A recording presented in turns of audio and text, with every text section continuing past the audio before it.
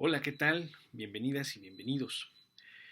En esta ocasión vamos a continuar hablando un poco más acerca de los estudios que los estoicos antiguos realizaron acerca de la física. Los estudios sobre la física de los estoicos antiguos, como les he venido diciendo en otros videos, pues ciertamente no están, digamos, agrupados en una única obra que pudiéramos consultar, sino que en realidad, bueno, son informes que nos ofrecen varias fuentes acerca de lo que pensadores como Zenón de Sitio, su discípulo Cleantes y algunos fragmentos conservados de Crisipo de Solos, pues nos indican acerca de cómo pensaban estos grandes filósofos el sentido, el dinamismo y en última instancia la organización de la realidad en la que habitamos. Concretamente nos estamos centrando principalmente en los fragmentos que se conservan aludiendo al pensamiento de Zenón de Sitio, el fundador de la filosofía estoica. Y como parte, digamos, de los fragmentos que se conservan, pues una de las cosas que hemos venido observando es precisamente que ya para el propio Zenón, lo primero que hay que reconocer de la realidad es que esta es una única realidad. Es decir, no cree, como de hecho creerán otras escuelas del mismo periodo que el propio estoicismo, que hay, digamos, la posibilidad de que existan diversos mundos, que hay varios universos inclusive. Esta tesis o esta idea, por ejemplo, la planteaban los epicúreos.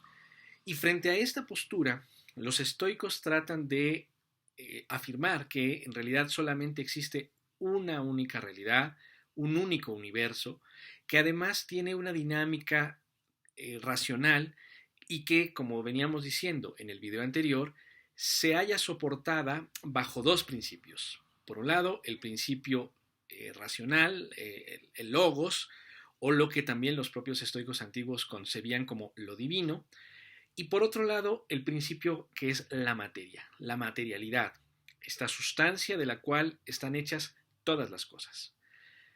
Pues bien, esto que hemos mencionado de los dos principios para sostener a esta gran realidad, desde luego que son lo que articulan en última instancia el funcionamiento, el sentido, la organización de la realidad en su conjunto.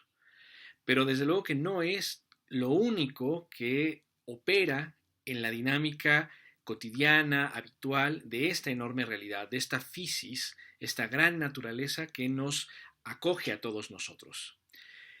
También hay algunos otros elementos que son muy importantes de considerar y que para los estoicos antiguos eran fundamentales en términos de su comprensión para también entender en última instancia cómo es que nosotros mismos, los seres humanos, estamos constituidos. Ciertamente, así como en toda la realidad existe la racionalidad, lo divino y la materialidad, pues naturalmente que en nosotros mismos como humanos, estos dos principios se encuentran actuando, se encuentran interactuando, mejor dicho. Y en este tenor, los humanos somos una combinación entre racionalidad y materialidad. Pero no solo somos esto. Igualmente, la realidad en su conjunto no es solo materia y solo logos o racionalidad. Hay otras cosas que están interviniendo.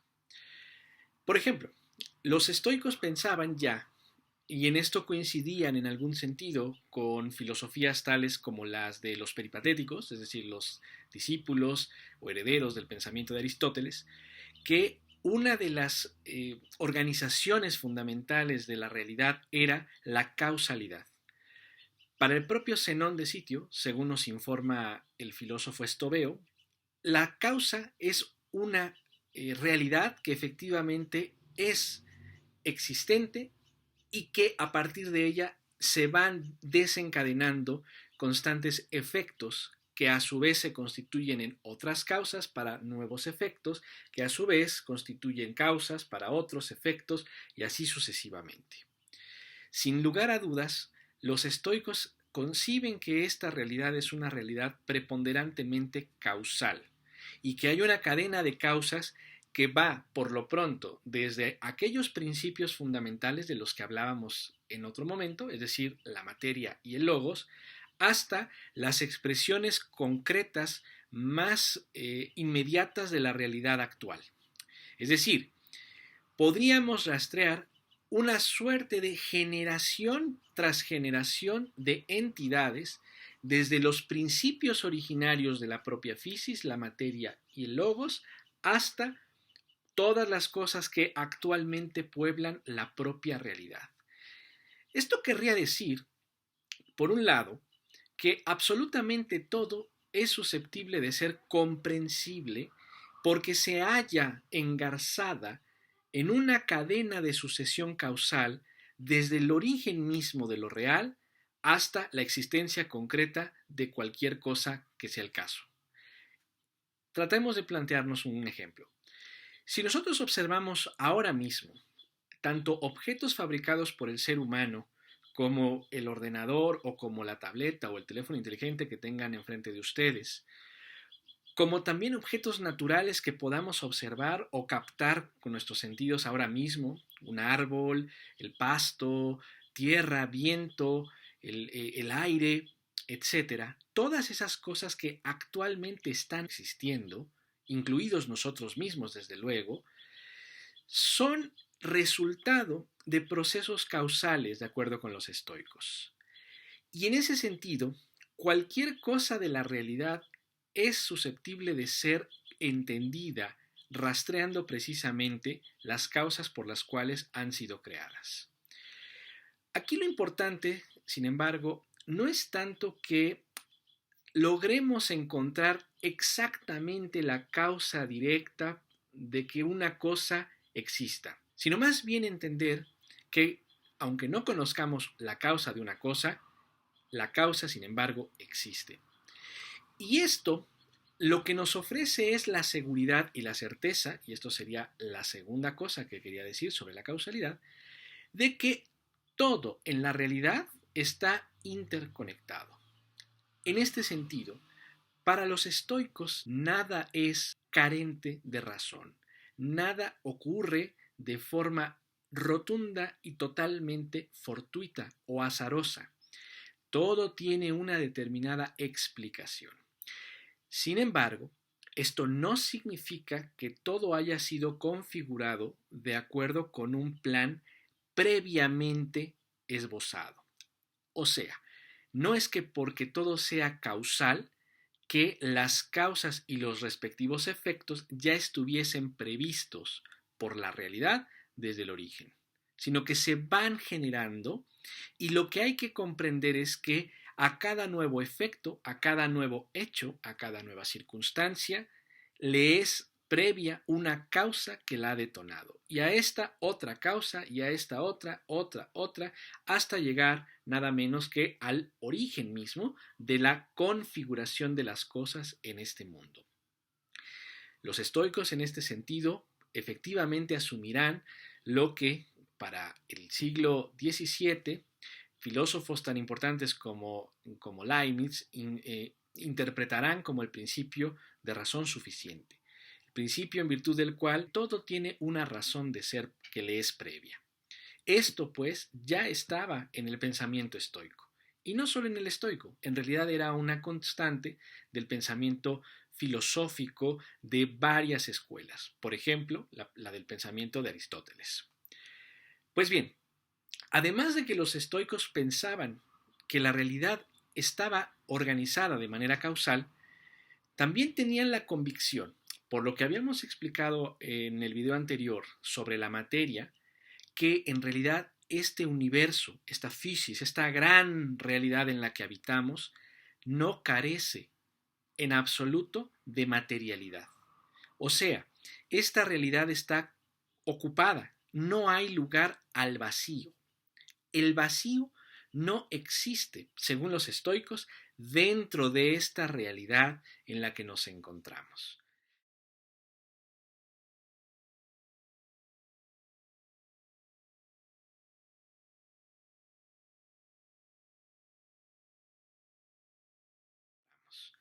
Pero claro, aquí lo que es importante es tratar de comprender eso del vacío. ¿Qué es esto del vacío? De manera muy cotidiana, lo más habitual es que uno comprenda vacío como la ausencia o el hueco dejado por un determinado cuerpo. Por ejemplo, cuando tú bebes agua de una botella, si el agua se acaba, ¿no? Si literalmente el agua se agota, lo que parece quedar es justamente vacío en esa botella. Y en este tenor, e incluso en el lenguaje cotidiano, pues somos capaces de reconocer cuando un envase está lleno o está vacío. Claro, lo que ocurre de manera cotidiana es que efectivamente la botella o el vaso o el recipiente que sea se ha vaciado de líquido, desde luego, pero esto no quiere decir que literalmente se haya vaciado por completo. Si nosotros cerrásemos una botella con su taparrosca, si la cerrásemos completamente, una vez que ha sido vertida la última gota de agua o de líquido que esté allí, una vez cerrada esa botella, intentar apretarla haría que descubriéramos que no es factible reducir el espacio de esa botella a su mínima expresión.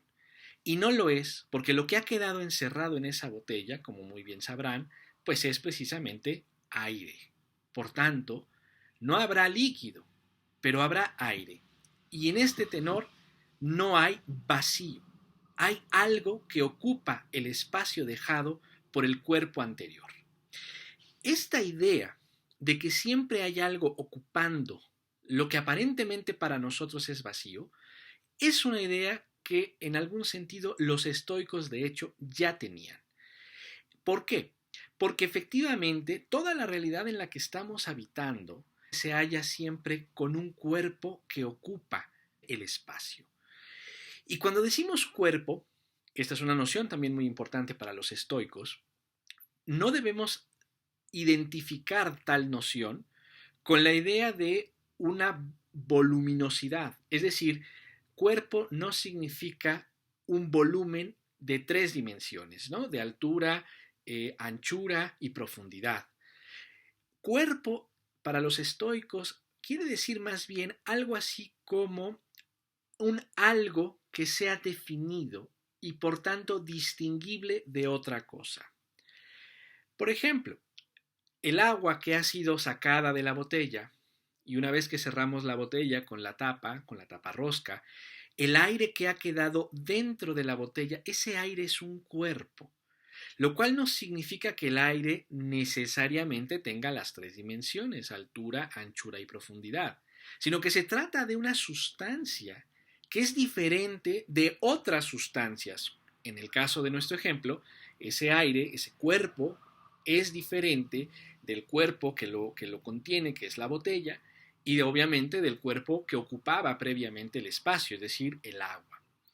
No es, insisto, que el cuerpo se constituya como algo voluminoso en tercera dimensión, en 3 dimensiones, sino que se constituye como una presencia efectiva, real, que es distinta de otras.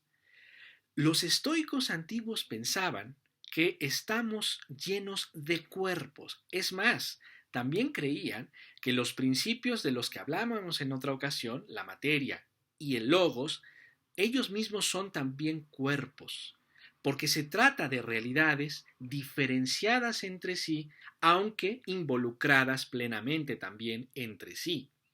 Pero en tanto que son diferenciadas, se trata de 2 corporalidades distintas.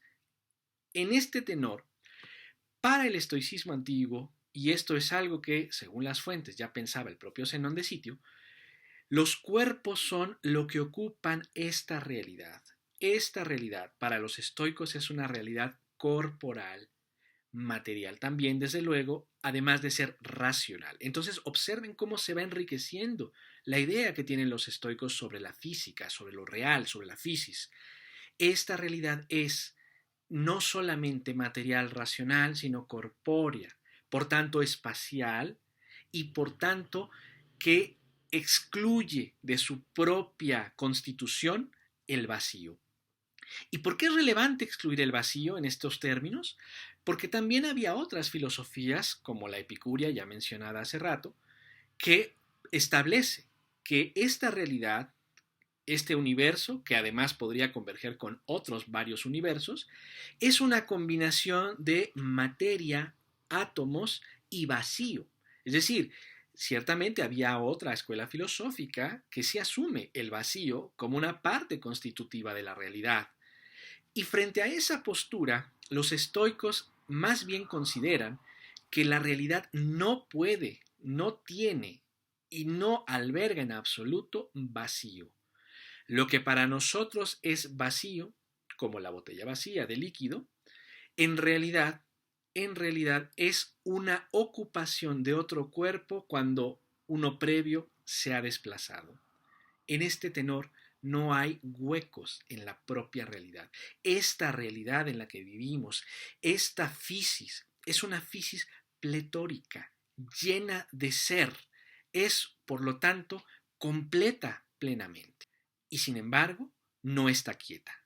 La plenitud de esta realidad, la interacción de los principios que hemos mencionado, la causalidad, la materialidad ahora y desde luego el logos, la racionalidad, no hacen de esta realidad una cosa quieta, estática, sino algo constantemente móvil, constantemente cambiante.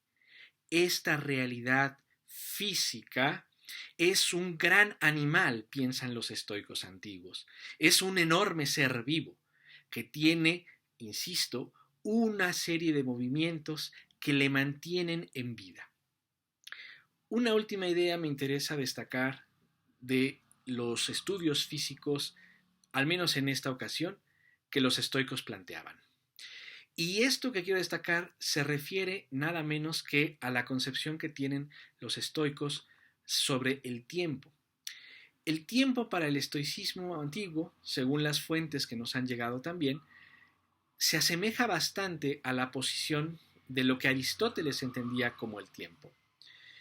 No me voy a detener tanto en lo que pensaba Aristóteles, pero la idea general, que es en la que coincidirían tanto Aristóteles y aristotélicos con los estoicos, es la idea de que el tiempo es el lapso, ¿verdad? El intervalo, cabe decir, que dura precisamente en el desplazamiento de un determinado cuerpo. Es decir, yo tengo el punto A y el punto B, y del punto A sale un cuerpo hacia el punto B. Lo que dura ese trayecto, ese desplazamiento, es lo que se entenderá como tiempo. Esto es muy interesante porque en ese sentido, tanto los aristotélicos como los estoicos van a considerar que la temporalidad está asociada invariablemente a la movilidad de los cuerpos, precisamente. El modo efectivo y evidente, de acuerdo con estos pensadores antiguos, de comprender el tiempo, es justamente observando el cambio de posición de los cuerpos, el desplazamiento de las entidades.